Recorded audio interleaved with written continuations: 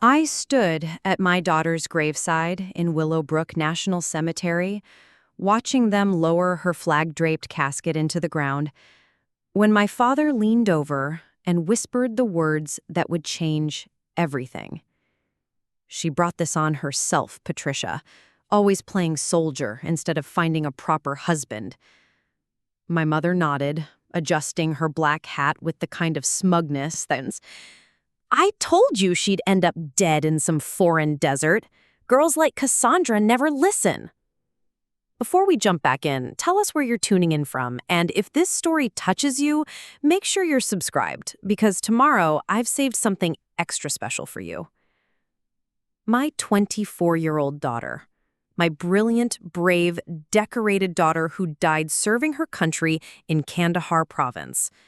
Reduced to a cautionary tale before her body was even in the ground. The military chaplain was still speaking. The honor guard still held their rifles ready for the 21-gun salute. 200 of Cassandra's fellow service members had traveled from 3 different bases to honor her sacrifice. And my parents chose that moment to deliver their verdict on her life. I didn't scream. I didn't slap them. I didn't cause a scene that would dishonor my daughter's memory. I just looked at them both, memorized their faces in that moment, and made a decision that would echo through every newspaper, every television screen, and every social media feed in the country within 72 hours. But let me start from the beginning, because the real story isn't what happened at that cemetery. It's what led us there and what my parents never saw coming. Cassandra Elena Rodriguez was born on a Tuesday morning in February, screaming like she was already giving orders. From the moment she could walk, she was different. Not rebellious, just focused. While other kids played house, she built forts. While they played dress-up, she studied maps. At 8 years old, she announced she was going to be a soldier. My parents laughed it off as a phase. "Girls don't belong in combat," my father, Harold Winters, would say whenever the topic came up. He was an insurance adjuster from Riverside Heights who'd never served a day in his life, but had very strong opinions about military service. "Patricia, you need to steer that child towards something more suitable. Teaching, nursing, maybe secretarial work." My mother, Dolores, would nod along like a bobblehead. "Cassandra's too pretty to waste her life in uniform. She should be thinking about marriage, not marching around with guns." Preparing and narrating the story took us a lot of time, so if you are enjoying it, like this video. It means a lot to us. Now back to the story. They said this even when Cassandra brought home perfect grades, even when she won the state championship in competitive shooting, even when she earned a full ROTC scholarship to Thornfield University. Every achievement was met with the same response: disappointment that she wasn't becoming the daughter they'd scripted in their minds. I tried to bridge the gap. God knows I tried. I hosted family dinners where I'd steer conversations away from Cassandra's military aspirations. I'd emphasize her other qualities, her kindness, her intelligence, her loyalty to friends. I'd show her photos of her volunteering at the Veterans Hospital or tutoring younger students in mathematics. None of it mattered. To Harold and Dolores, Cassandra was a stubborn girl who refused to know her place. The breaking point came during her senior year of college. Cassandra had been accepted to officer candidate school and was about to commission as a second lieutenant in the Army. She invited my parents to the ceremony. "I'm not watching my granddaughter throw her life away," Harold declared over Sunday dinner at my house. "This military nonsense has gone on long enough." Cassandra set down her fork carefully. She was 21 then, mature beyond her years, with the kind of quiet confidence that comes from knowing exactly who she is. "Grandfather, I'm not throwing anything away. I'm serving my country." "Your country?" Dolores scoffed. "Your country would be better served if you were home raising babies instead of gallivanting around the world with a gun." "Maybe if more people like me gallivanted around the world, there would be a safer world for those babies to grow up in." Cassandra replied evenly. Harold's face turned red. Don't you dare lecture me about sacrifice, young lady. I worked 60-hour weeks to provide for my family. That's real service. I'm not diminishing your work, grandfather. I'm asking you to respect mine. But respect was something my parents reserved for people who lived life according to their blueprint.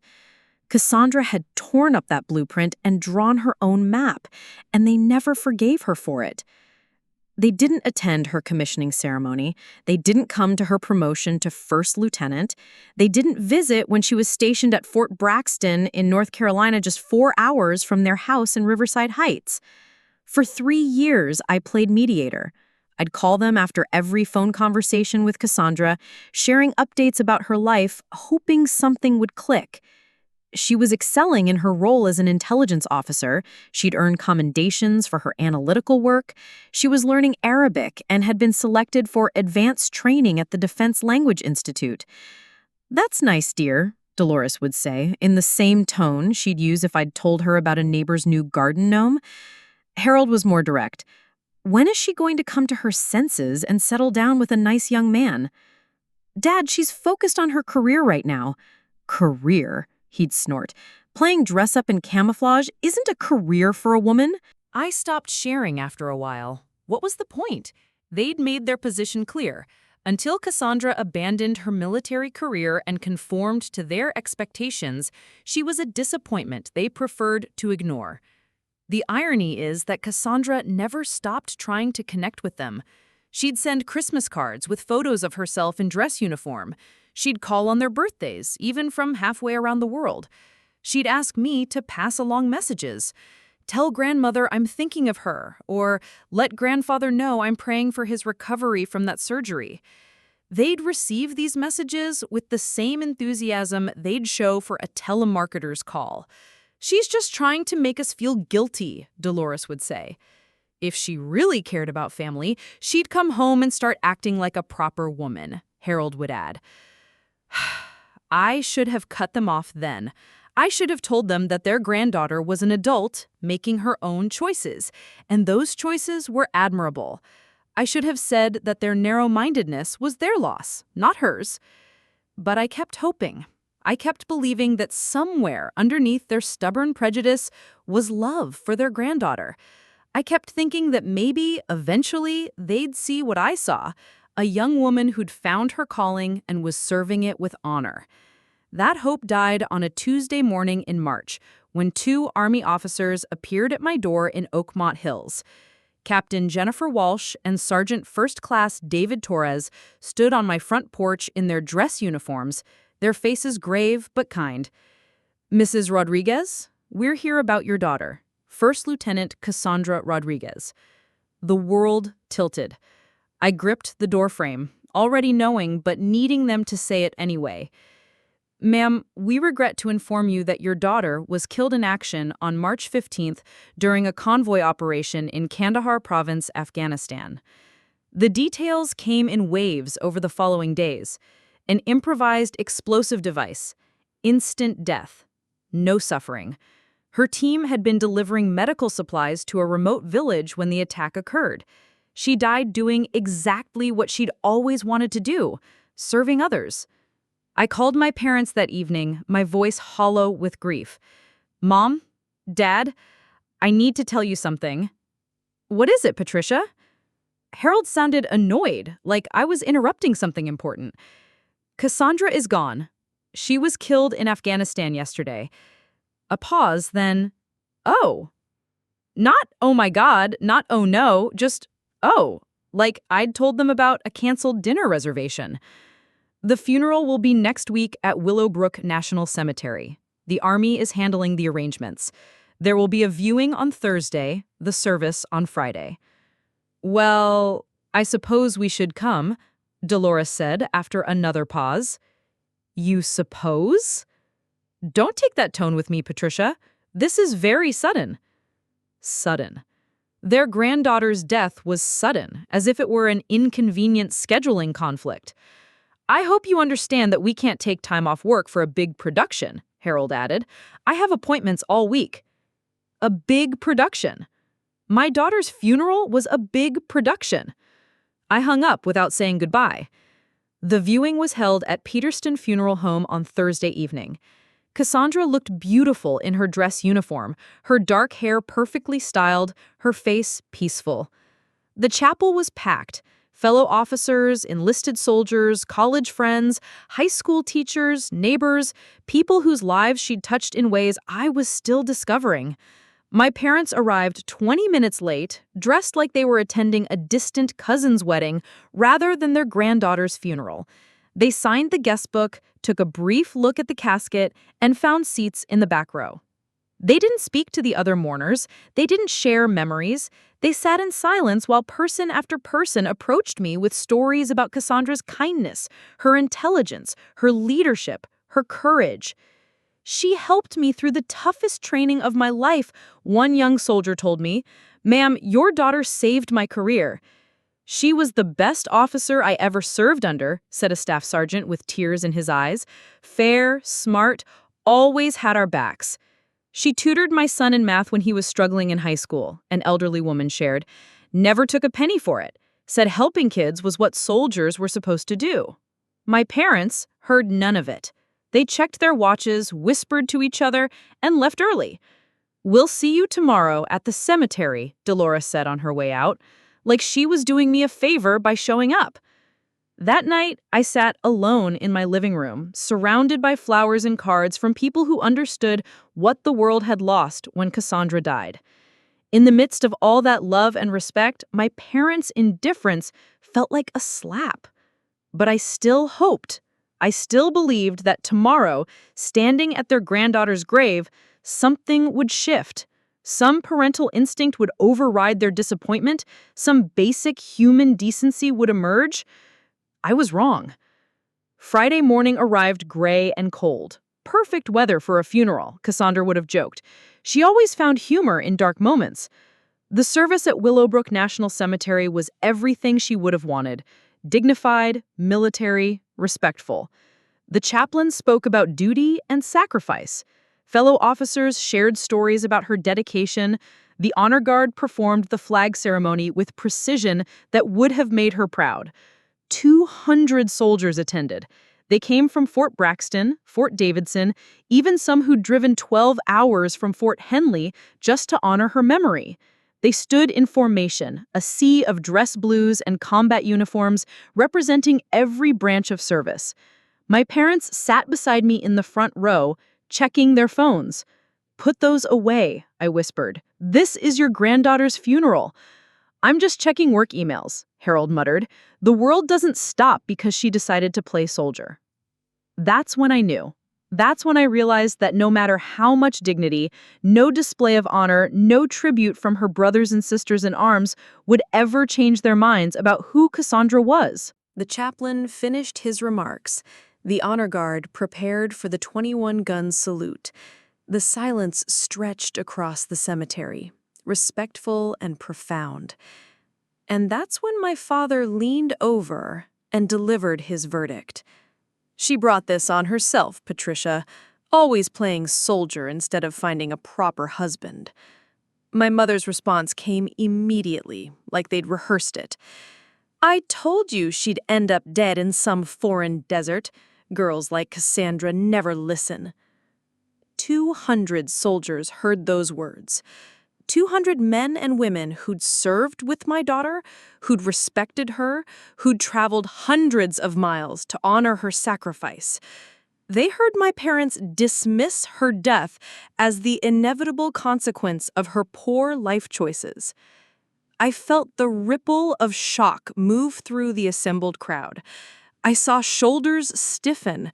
I watched faces change from grief to disbelief to anger.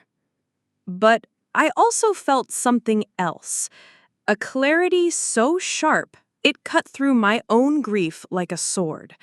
My parents had just made the biggest mistake of their lives. They'd revealed their true selves not just to me, but to 200 witnesses who understood honor, sacrifice, and respect in ways Harold and Dolores Winters never would.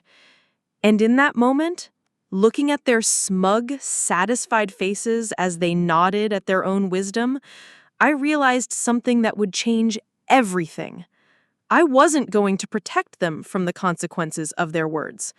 Not this time. Not ever again. I didn't respond to my parents' words.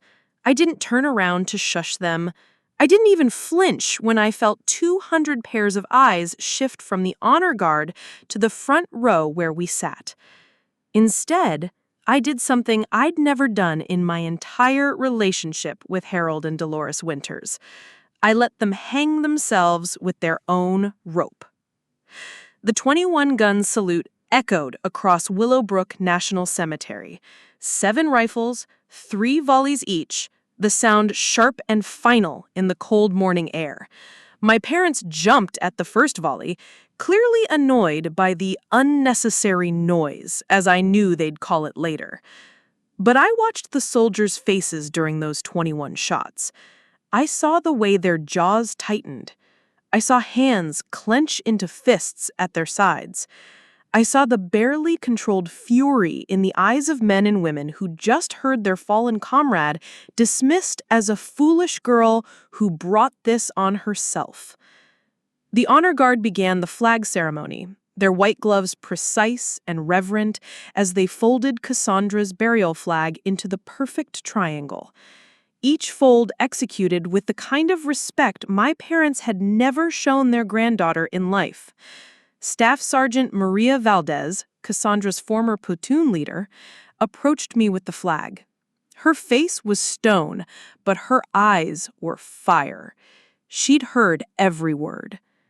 "Ma'am," she said, her voice carrying across the silent cemetery, "on behalf of a grateful nation and the United States Army, please accept this flag as a symbol of our appreciation for your daughter's honorable and faithful service." I accepted the flag with trembling hands, holding it against my chest like I'd held Cassandra as a baby. The weight of it, the feel of the fabric, the perfect precision of every fold.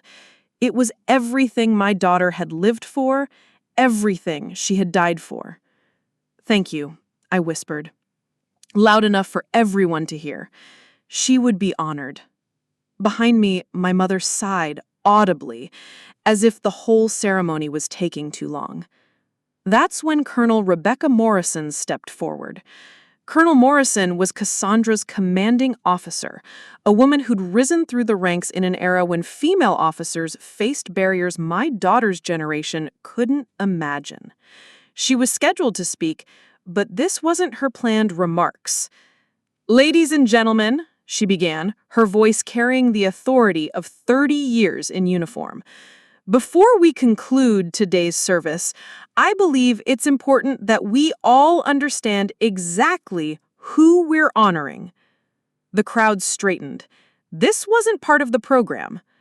First Lieutenant Cassandra Rodriguez didn't play soldier, as some might suggest. She was a soldier. A real one, the kind who volunteered for the most dangerous assignments because she believed protecting others was worth any personal risk. My father shifted uncomfortably. My mother's mouth formed a thin line. "She died," Colonel Morrison continued, "leading a convoy that was delivering medical supplies to Afghan children. Not because she had to, not because she was ordered to, because she volunteered. Because when she heard that children needed medicine, she raised her hand and said, 'Send me.'" The silence was absolute. Even the wind had stopped. The improvised explosive device that killed Lieutenant Rodriguez also wounded 3 of her soldiers. Her final act was using her own body to shield Specialist Rodriguez, no relation, from falling debris. She died ensuring that a 19-year-old kid from Texas would make it home to his family. I felt tears sliding down my cheeks, but I also felt something else. Pride. Pure, fierce, uncompromising pride in the woman my daughter had become.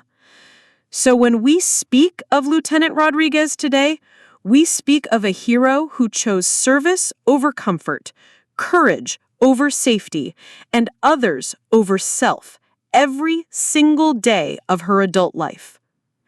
The colonel stepped back. The chaplain offered a closing prayer. And then something happened that wasn't in any military manual or funeral protocol. Master Sergeant Kevin Brooks, a man I'd never met but who'd served with Cassandra in Afghanistan, stood up. Then the soldier next to him stood. Then another. Then another.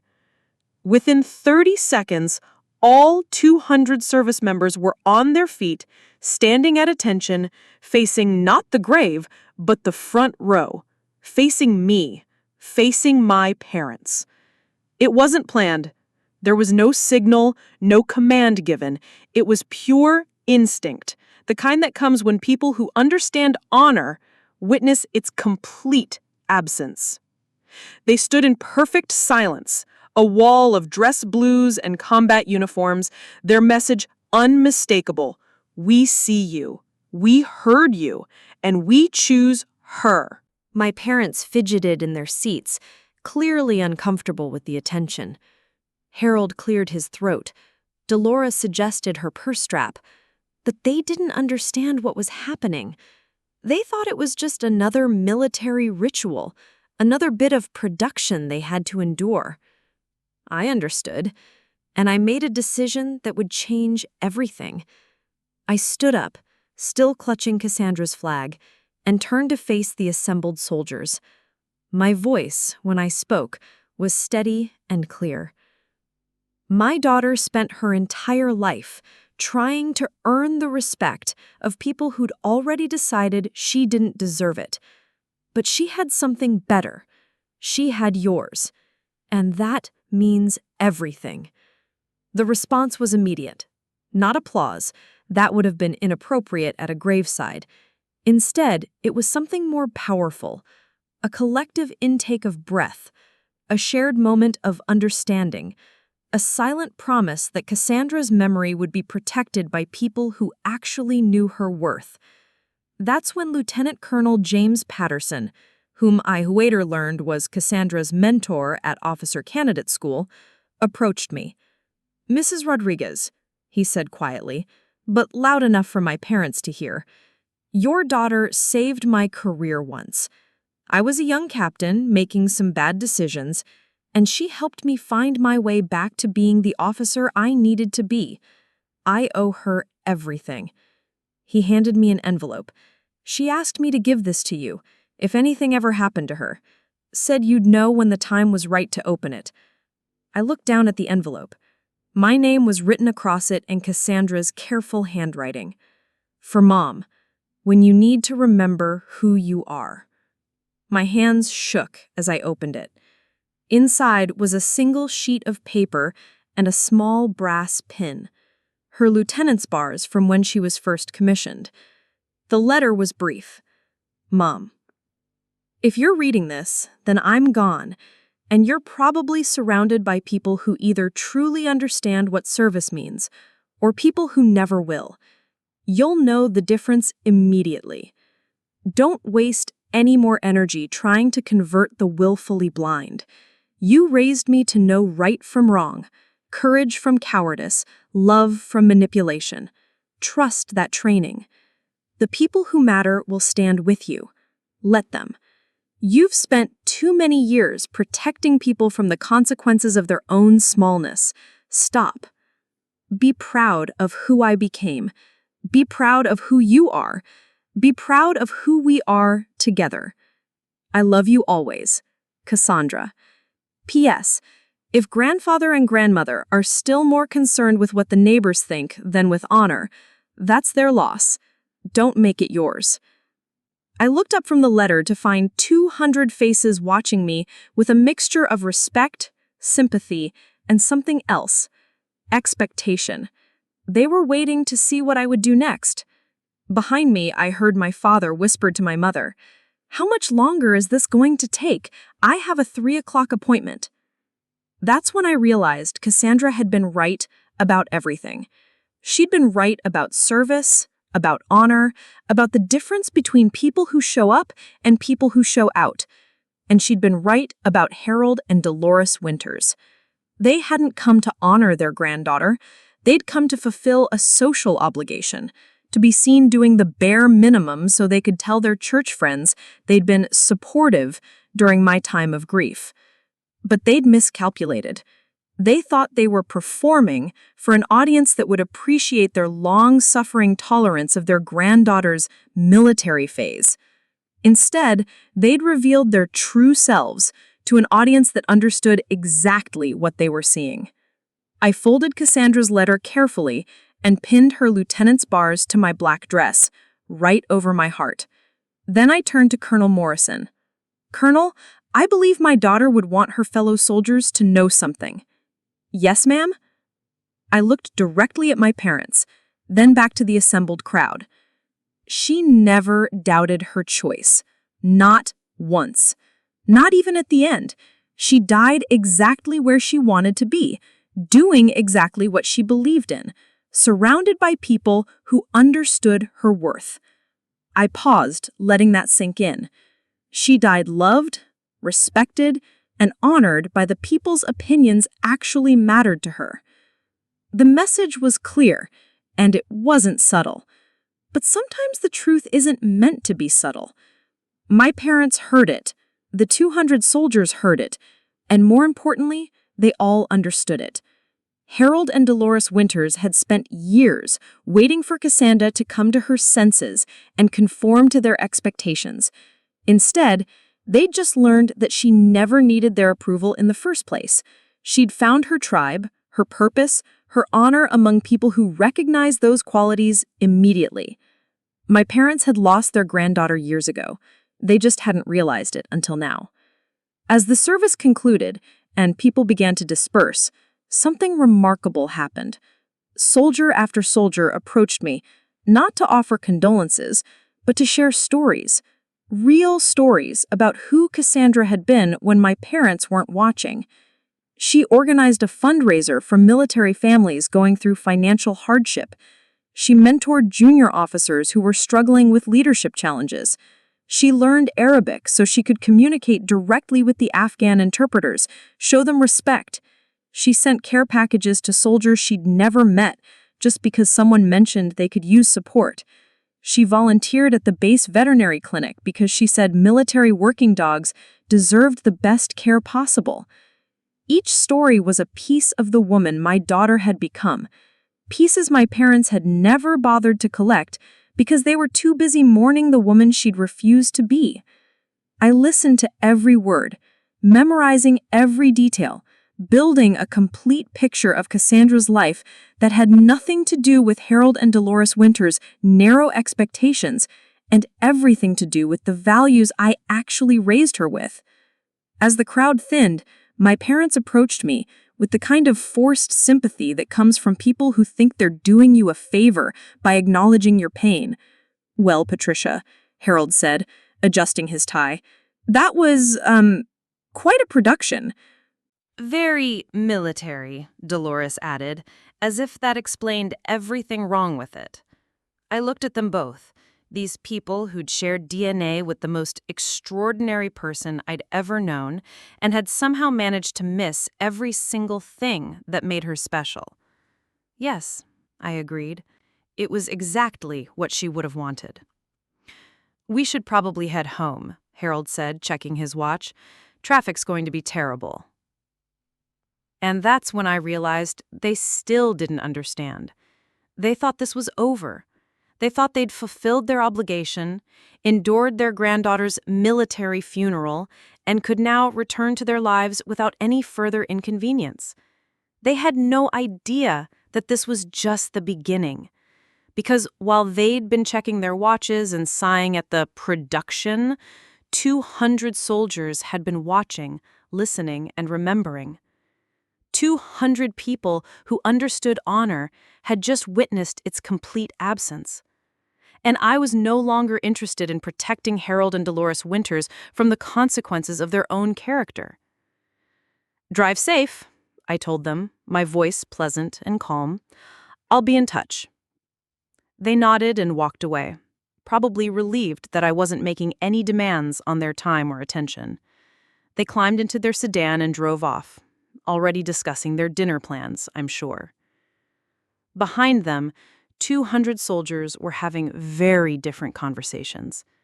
Conversations about respect and dignity and what happens when people reveal who they really are at moments that matter most. I didn't have to orchestrate what came next. I didn't have to plan it or coordinate it or ask for it. Because sometimes, when truth meets consequences, the universe handles the details itself. The first video appeared on social media 6 hours after we left the cemetery. I was sitting in my kitchen, still wearing my black dress with Cassandra's lieutenant's bars pinned over my heart, when my phone started buzzing. Text after text, notification after notification, all saying variations of the same thing. Patricia, you need to see this. The video was shaky, clearly filmed on someone's phone from the back of the crowd at Willowbrook, but the audio was crystal clear. You could hear every word my parents had spoken during the service. She brought this on herself, Patricia, always playing soldier instead of finding a proper husband. I told you she'd end up dead in some foreign desert. Girls like Cassandra never listen. The person filming had captured the ripple of shock that went through the assembled soldiers. You could see faces turning, hear the collective intake of breath, watch as 200 military personnel processed what they'd just heard. But more than that, the video showed their response, the spontaneous standing tribute, Colonel Morrison's speech about Cassandra's heroism, my reading of Cassandra's letter, the way every single soldier present chose to honor my daughter's memory while my parents sat checking their phones. The caption read, "Grandparents call fallen soldier's death deserved at her funeral. 200 soldiers respond. This is what real family looks like." Within an hour, it had been shared 3,000 times. By midnight, it was trending nationally. I didn't post the video. I didn't ask anyone to share it. I didn't even know it existed until my phone started ringing with calls from reporters asking for comment. "Mrs. Rodriguez, this is Amanda Chen from Channel 7 News.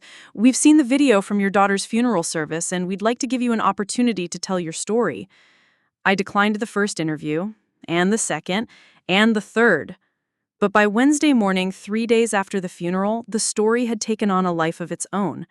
The video had been viewed 2 million times. News outlets across the country were running segments about military families divided.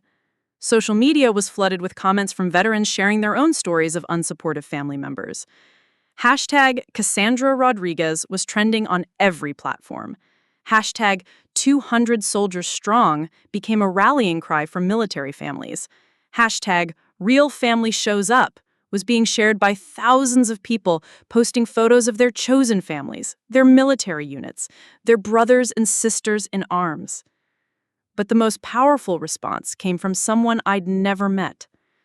General Patricia Hawthorne, a 3-star general and the highest-ranking female officer in the Army, released a statement that Wednesday that changed everything. First Lieutenant Cassandra Rodriguez died serving her country with distinction.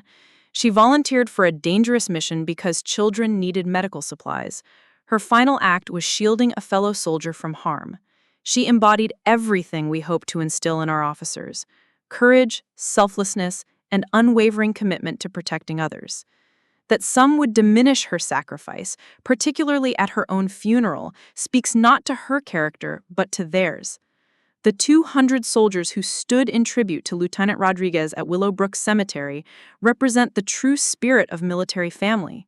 We honor our fallen, we support our grieving, and we never leave anyone behind.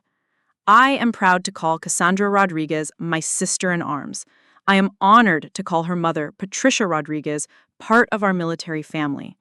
And I want every service member watching this story to understand: your chosen family, your military family, will always have your six. When that statement hit the news cycles, my phone didn't stop ringing for 2 days. My parents, meanwhile, seemed completely oblivious to the storm brewing around them. Harold called me Thursday morning, his voice irritated rather than concerned. Patricia, some people at work are asking me about some video on the internet. They're saying it has something to do with Cassandra's funeral. Do you know what this is about? I paused, holding the phone away from my ear for a moment, trying to process the fact that my father still didn't understand what had happened. Dad, what exactly are they asking you? Oh, you know how people gossip, something about soldiers and disrespect. I told them they must be mistaken. We were perfectly respectful at the service. Perfectly respectful. He genuinely believed that. Have you watched the video they're talking about? Patricia, I don't have time to watch every video on the internet. I have a business to run. I just need to know if there's anything I should be concerned about. That's when I realized they truly didn't grasp what they'd done. They'd insulted their granddaughter's memory in front of 200 witnesses, been publicly called out by a colonel, and watched those same witnesses stand in tribute to everything they'd dismissed, and they thought it was gossip.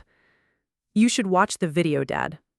Well, if you think it's important, send me the link. I hung up instead. 2 hours later, my phone rang again. This time, it was my mother, and her voice was different. Higher. Strained. Patricia Elizabeth Rodriguez, what have you done? I'm sorry? This video! This horrible video on the computer! Harold's secretary showed it to him, and now he's locked in his office, and people are calling the house. So they'd finally seen it. Mom, I didn't make that video. I didn't post it. I didn't ask anyone to share it. But you're in it. You're reading some letter and making us look like terrible people. I read Cassandra's letter, yes, the one she left for me. You made us look like we don't care about family.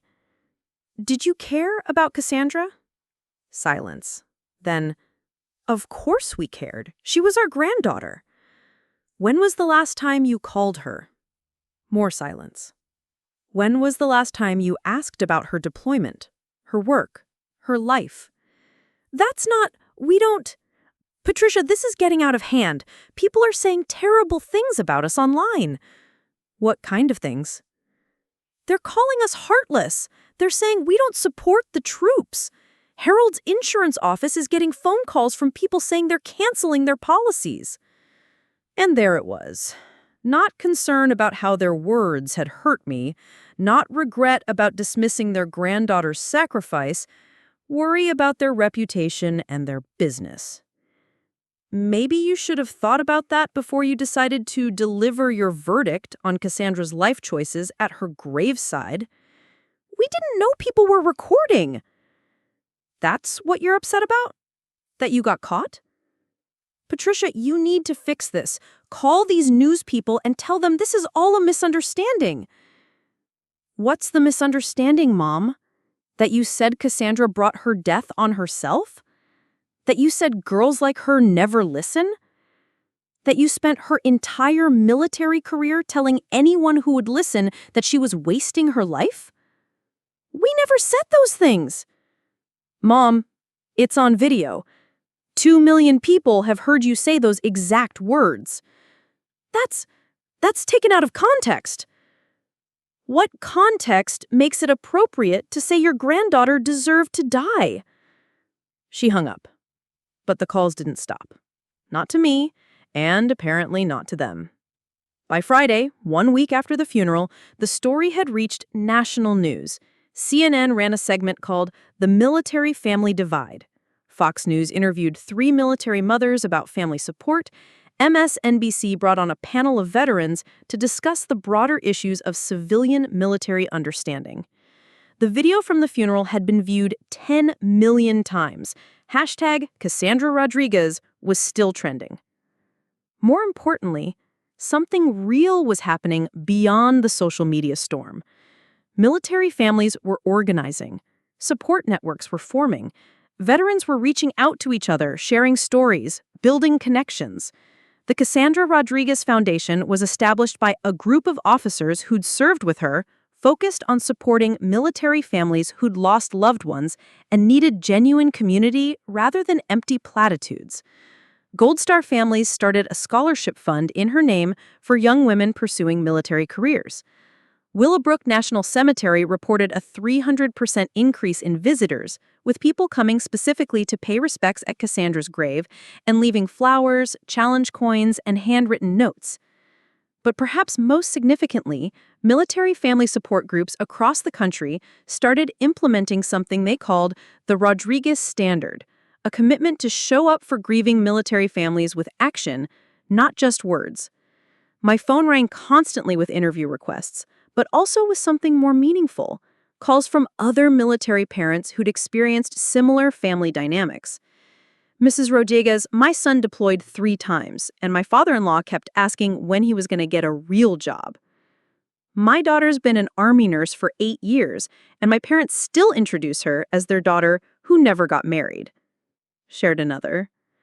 We buried my brother 2 years ago, and half the family spent his funeral asking when we were going to move on and stop dwelling on his death, said a Gold Star sister.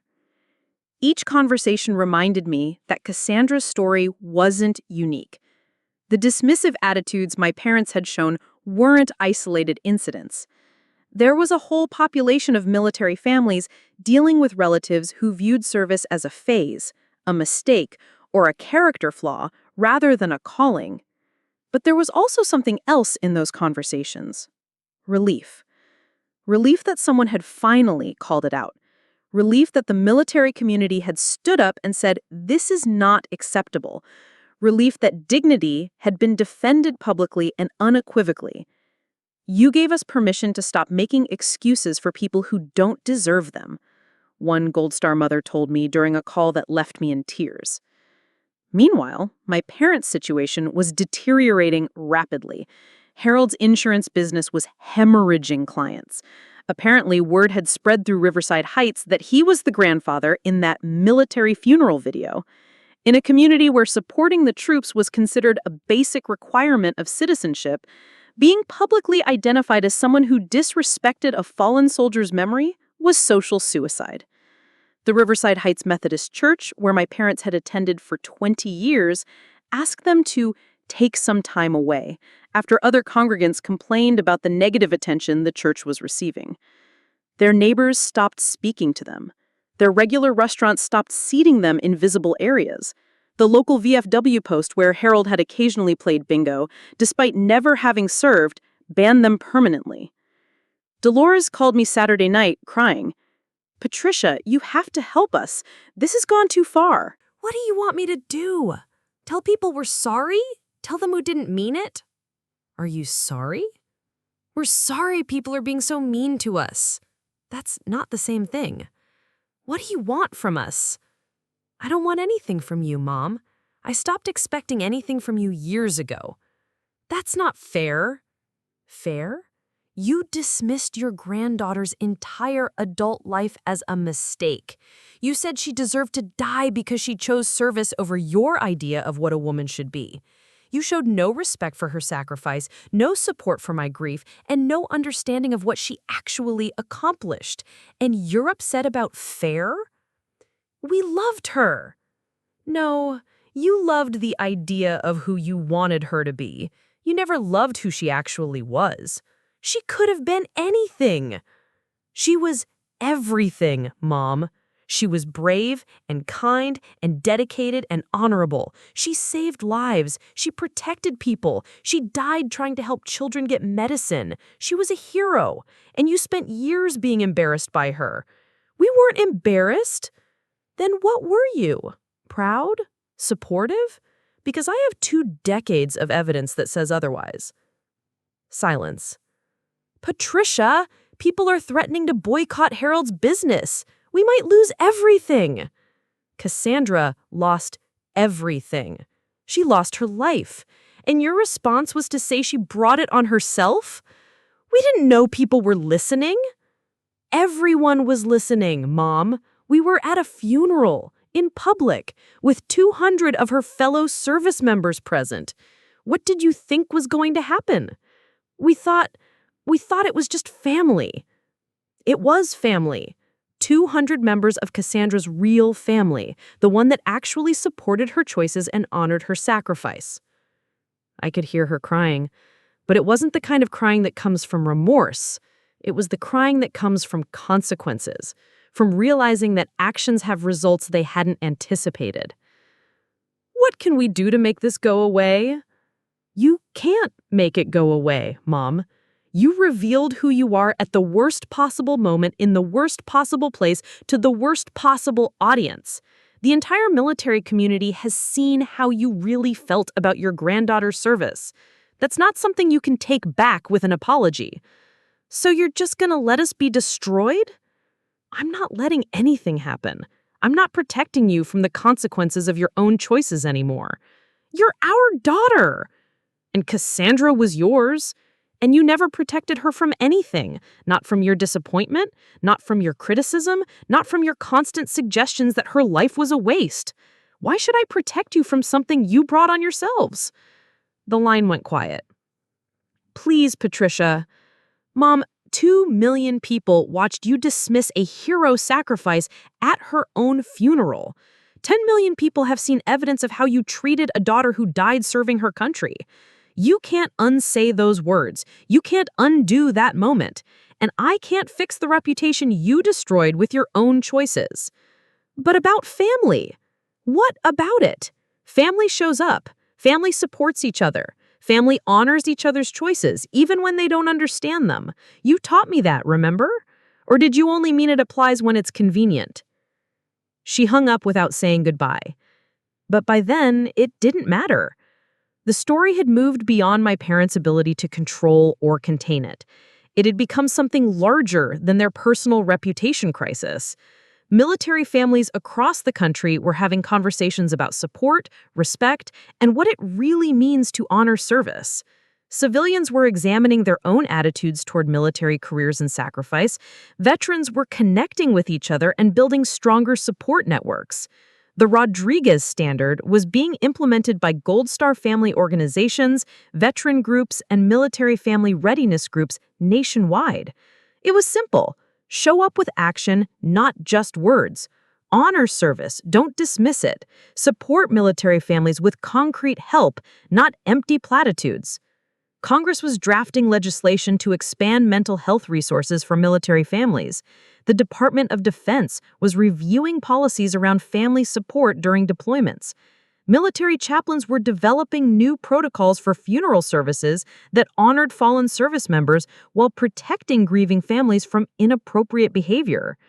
Cassandra's death and my parents' response to it had accidentally sparked a national conversation about the civilian-military divide and how to bridge it constructively. The irony wasn't lost on me. My parents had spent years dismissing Cassandra's service as meaningless. In death, their dismissal had given her service a platform and an impact neither of us could have imagined. By Sunday, 2 weeks after the funeral, I made my decision. I was going to speak publicly. Not about my parents. They'd already spoken for themselves. But about Cassandra, about military families, about what it means to truly support service members and veterans. I called Channel 7 News and accepted Amanda Chen's interview request. Because if 2 million people had seen my parents at their worst, they deserved to see my daughter at her best. And they deserve to understand what we actually lost when Cassandra Rodriguez died serving her country. The interview was scheduled for Tuesday evening at Channel 7 Studios in downtown Oakmont Hills. I arrived 30 minutes early, wearing a navy blue dress with Cassandra's lieutenant's bars still pinned over my heart, carrying a folder filled with photos, letters, and commendations that told the real story of my daughter's life. Amanda Chen met me in the green room, her expression respectful but determined.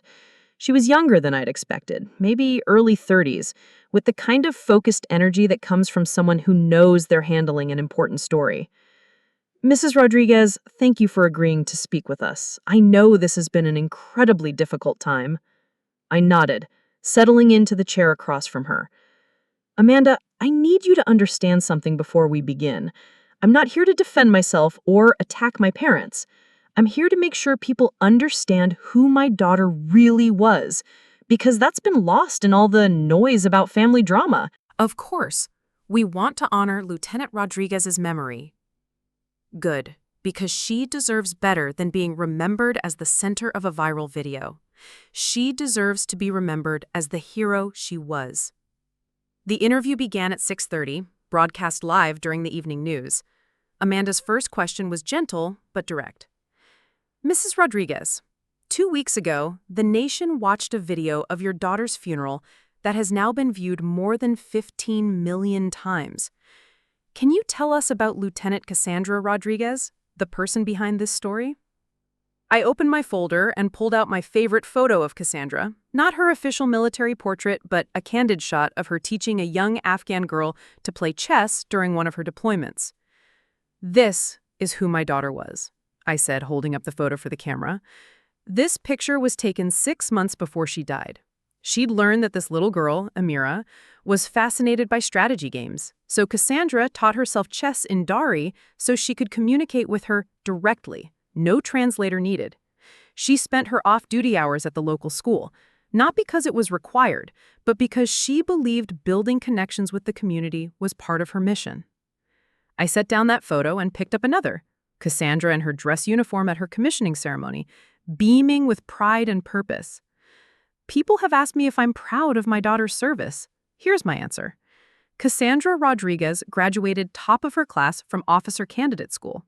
She earned the Army Commendation Medal twice, the Army Achievement Medal 3 times, and the Combat Action Badge for her service under fire. She spoke 3 languages fluently and was working on a 4th. She mentored junior officers, organized charity drives for military families in need, and volunteered at every base where she was stationed. I paused, letting those accomplishments settle, before continuing. But more than her medals or her achievements, I'm proud of who she was as a human being. She wrote letters to elderly veterans she'd never met just because someone mentioned they were lonely.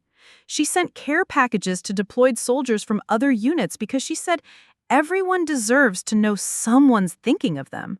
She learned the names and stories of every person who worked on her base, the janitors, the cooks, the maintenance crew, because she believed treating people with dignity was non-negotiable. Amanda leaned forward slightly. Mrs. Rodriguez, the video from the funeral shows a very different perspective from some family members. How do you respond to those who might not understand military service? This was the question I'd been preparing for, the one that would define how this story ended. Amanda, I spent 20 years trying to help my parents understand Cassandra's choices. I shared her achievements, her letters, her experiences. I invited them to promotion ceremonies, to military events, to anything that might help them see the honor in what she was doing. They weren't interested.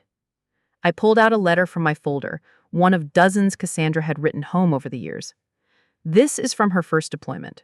She wrote, "Mom, today we delivered school supplies to a village that hadn't seen teachers in 3 years because of security threats. The kids were so excited about the pencils and notebooks that they cried. One little boy gave me a drawing he'd made of our convoy with a heart over it and the word thank you in English. Days like this remind me why I'm here." I looked directly into the camera. My parents called that playing soldier. I call it changing lives. Amanda asked about the funeral, about the moment that sparked the viral video. The hardest part wasn't hearing my parents dismiss Cassandra's death as something she brought on herself. The hardest part was realizing that 200 of her fellow service members had to witness that disrespect. These were people who knew her worth, who had served alongside her, who had traveled hundreds of miles to honor her memory. They shouldn't have had to hear anyone, especially family, diminish her sacrifice. What was your reaction in that moment? Honestly, clarity. For the first time in my adult life, I stopped trying to protect people from the consequences of their own choices. I stopped making excuses for behavior that was inexcusable. I let my daughter's military family respond the way they felt was appropriate, and they chose to stand for her. Literally. I pulled out another photo, the one someone had taken of all 200 soldiers standing in tribute at the cemetery. This image has been shared almost as much as the original video. You know what I see when I look at it? I see Cassandra's real family. the people who understood her values, who supported her mission, who honored her choices. Blood doesn't make family. Love and respect do. Amanda asked about the aftermath, the national attention, the consequences my parents had faced. I don't take any joy in what's happened to my parents, I said truthfully, but I also won't apologize for refusing to protect them from the results of their own actions. They made a choice to publicly dismiss their granddaughter's service at her funeral. The military community made a choice to respond to that disrespect. Everyone involved is dealing with the consequences of their choices. What would you want people to take away from Cassandra's story? This was my moment. This was why I agreed to the interview. I want people to understand that military families sacrifice just as much as service members do. We worry, we wait, we pray, we support from a distance. But that sacrifice means nothing if we don't actually honor the choice our loved ones have made to serve. I pulled out the final item from my folder, Cassandra's posthumous letter to me. My daughter knew there were people who would never understand her calling. She wrote me a letter to open after her death, and in it she said something I think everyone needs to hear. Don't waste energy trying to convert the willingly blind. The people who matter will stand with you. I looked directly into the camera again. To every military family watching this, you deserve support that shows up, not just shows out. You deserve respect, not just empty thank yous.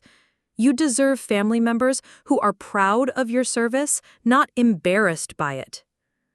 I paused, gathering my thoughts for the final message.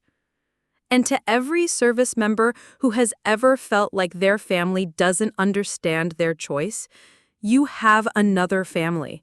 You have brothers and sisters in arms who get it, who support you, who will stand for you when others won't. That's not a consolation prize. That's a gift. The interview concluded with Amanda asking about my future plans. The Cassandra Rodriguez Foundation is expanding rapidly.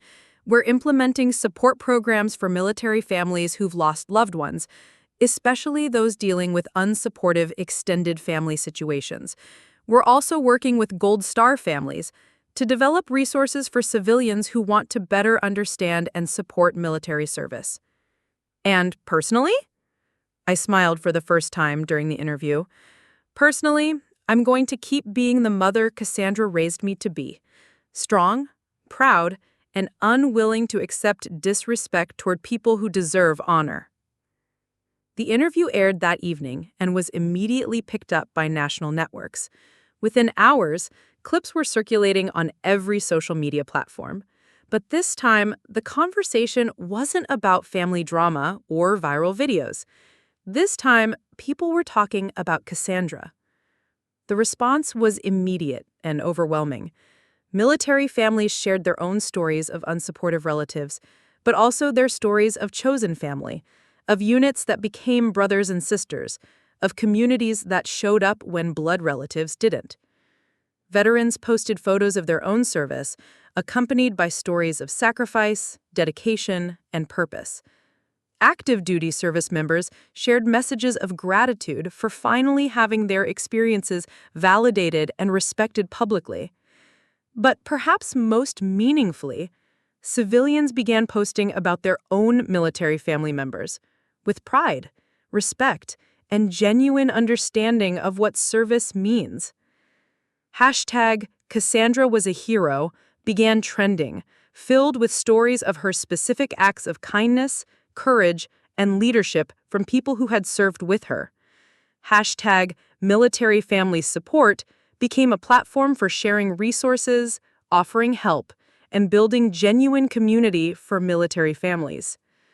Hashtag the Rodriguez Standard expanded beyond military organizations to civilian groups, churches, and community organizations committed to showing up with action, not just words.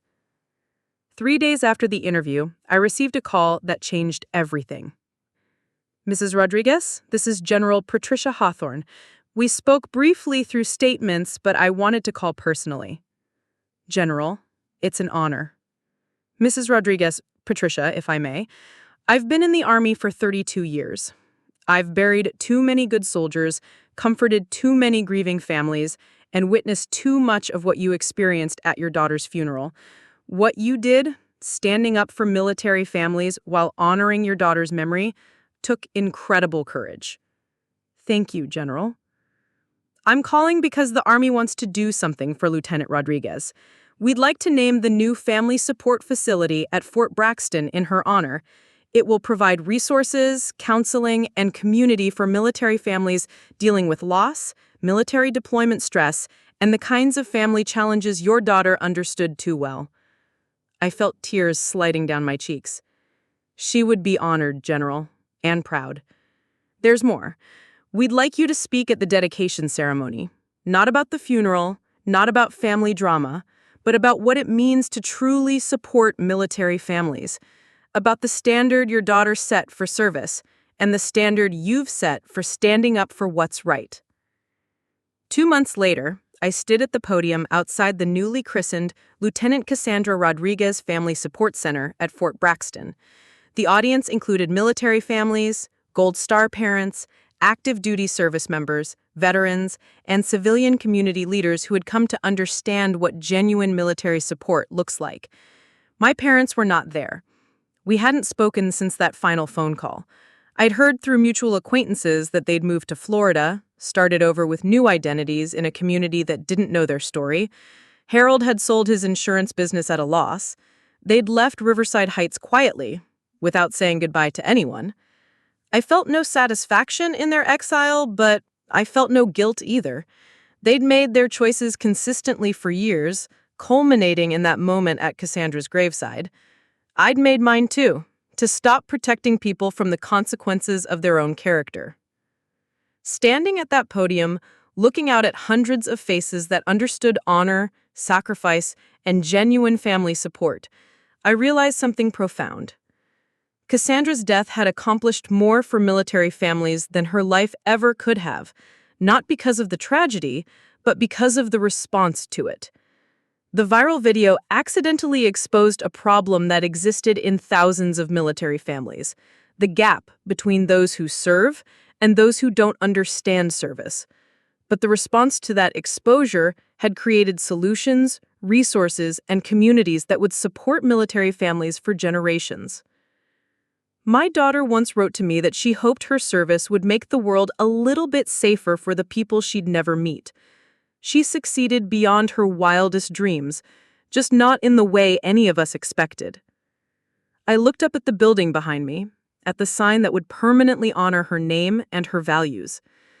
The Lieutenant Cassandra Rodriguez Family Support Center represents everything she believed in: that real family shows up with action, that service deserves respect, and that honor is demonstrated through behavior, not just words. I paused, thinking about the journey that had brought us to this moment. She also believed that some bridges aren't worth rebuilding, but new ones are always worth constructing. Today, we're constructing a bridge to better support, better understanding, and better community for military families who deserve both. After the ceremony, as people mingled and shared stories, a young woman in Army fatigues approached me. She couldn't have been more than 22, with nervous energy and determined eyes. "Ma'am, I wanted to thank you." "For what, sweetheart?" My family, they're not supportive of my service either. They keep asking when I'm going to come to my senses and find a husband instead of playing soldier. I saw your interview, and it helped me realize that their opinion doesn't define my worth. I hugged her tightly. "What's your name?" "Second Lieutenant Sarah Martinez, ma'am." "Lieutenant Martinez, let me tell you something my daughter would want you to know. You have a family right here. These people, this community, they understand your worth even if your blood relatives don't." She nodded, tears in her eyes. "Your daughter would be proud of what you've built here." "She is proud," I corrected gently. "And she's not finished building yet." That evening, I sat in my living room, surrounded by letters from military families, photos from the dedication ceremony, and plans for expanding the support programs we'd developed. My phone buzzed with messages from Gold Star parents, active duty spouses, and veterans who had found community through the networks that had grown out of Cassandra's story. I opened my laptop and began typing a letter I'd been thinking about for weeks. To every military family member who has ever felt alone in the support of their service members' choices, you are not alone. You are part of a community that understands sacrifice, honors service, and shows up when it matters. To every service member who has ever questioned whether their family understands their calling, you have a family that gets it. Look around you. We see you, we support you, and we will stand for you. To every person who has ever wondered how to better support military families in their community, show up with action, not just words. Honor choices, don't dismiss them. And remember that family is defined by presence and respect, not just DNA. My daughter died serving her country, but her legacy lives on in every military family that now has better support, every service member who feels more valued, and every civilian who better understands what service means. That legacy isn't defined by the family members who dismissed her sacrifice.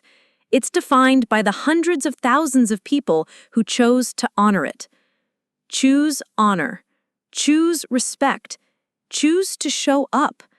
Choose family, the kind that actually acts like one. With pride and gratitude, Patricia Rodriguez, proud mother of Lieutenant Cassandra Rodriguez, American hero. I posted the letter on the Foundation's website and social media pages, then closed my laptop and picked up the folded flag from Cassandra's funeral. I held it against my chest, feeling the weight of it, the significance of every fold. Outside my window, a car drove slowly past, someone visiting the small memorial garden the neighborhood had created for Cassandra. Fresh flowers appeared there daily, left by strangers who wanted to pay their respects to a soldier they'd never met, but whose story had touched their lives. My parents had worried about what the neighbors would think. They'd been right to worry, just not for the reasons they'd imagined. The neighbors thought Cassandra Rodriguez was a hero. They thought her mother had shown incredible strength in defending her memory. They thought anyone who couldn't see the honor in her service was missing something fundamental about what makes people worthy of respect. Most importantly, they thought family was about showing up when it mattered, not just sharing DNA. I stood up and walked to my front door and looked out at the memorial garden where, tomorrow, there would be new flowers, new notes, new visitors paying their respects to a daughter who had been dismissed by the people who should have loved her most, but honored by the community that understood her worth. Cassandra had spent her life serving people she'd never met. In death, she was being served by people who had never met her. That, I realized, was the definition of true family, and it was the most beautiful legacy any parent could ask for. Up next, you've got 2 more standout stories right on your screen. If this one hit the mark, you won't want to pass these up. Just click and check them out. And don't forget to like, subscribe, and turn on the notification bell so you don't miss any upload from us.